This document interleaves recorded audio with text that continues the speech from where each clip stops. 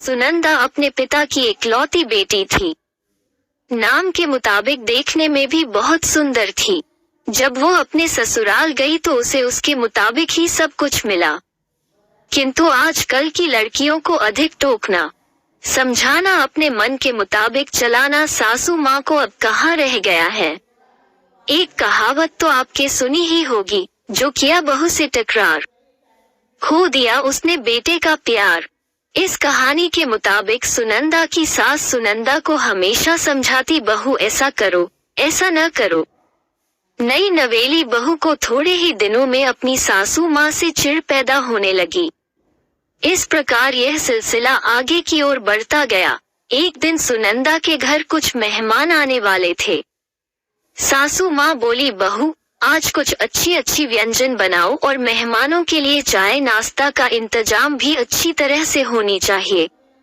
बस अब क्या था, इतना सुनते ही सुनंदा गुस्से से लाल हो गई। उसने जल भून कर उस दिन तो काम किया, लेकिन उस दिन के बाद सुनंदा ने चाल चलना शुरू किया। सास जैसा कहती वो ठीक उसके विपरीत करती थी। सास ने भी पुरानी कहावत के मुताबिक बहू को उसके माता पिता को गाली देना, उसे कोसना और बड़बड़ाना शुरू कर दिया। दोनों सास बहू में आना कानी हमेशा चलता रहता था। एक दिन सुनंदा अपने पिता के घर रोती पिटती पहुंच गई। वो अपने पिता से बोली, पिताजी आप तो डॉक्टर हो, मुझे कुछ ऐसी दवा दीजिए जिसे खिलाकर वो बुढ़िया गूंगी हो जाए, क्योंकि वो मुझे गंदी गंदी गलियां देती है। इस पर पिताजी कुछ सोचते हुए बोले, बेटी मेरे पास एक ऐसी दवा है, लेकिन ये कड़वा है, वो आसानी से नहीं खाएगी, इसलिए मैंने एक युक्ति सोची है। तुम हर रोज 1 महीने तक ये दवा अपनी सास को खाना में मिलाकर खिलाती रहना। ठीक 1 महीने में वो पूरी तरह गूंगी हो जाएगी। लेकिन हाँ, ये दवा थोड़ा कड़वा है, इसलिए तुम खाना इतना प्यार से खिलाना कि उसे पता ही ना चले। दवा लेकर सुनंदा खुशी खुशी अपने घर आई और पिता के कहे मुताबिक अपना काम शुरू कर दी। अब सास जो कुछ भी कहती उसे वह मानती और उलटकर जवाब भी नहीं देती, क्योंकि वह जानती थी कि बुढ़िया तो अब महीने भर में गूंगी होने वाली है। बोल ले जितना बोलना है, उसके बाद वह चैन से रहेंगी। अब हर रोज वह प्यार से चुटकी भर दवा खाना में मिलाकर प्यार से माँ जी को देती थी।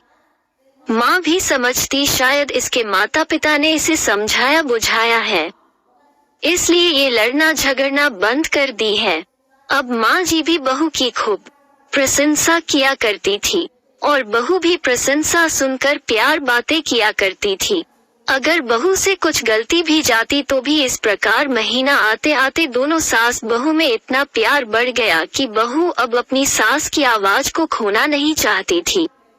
एक दिन फिर उसी प्रकार सुनंदा रोती पिटती अपने पिता के पास पहुंची। पिताजी बोले, अब क्या हुआ? सुनंदा बोली, पिताजी अब क्या होगा, मेरी सास बहुत अच्छी है, मैं उसकी आवाज खोना नहीं चाहती, वो मुझसे प्यार से बात करती है।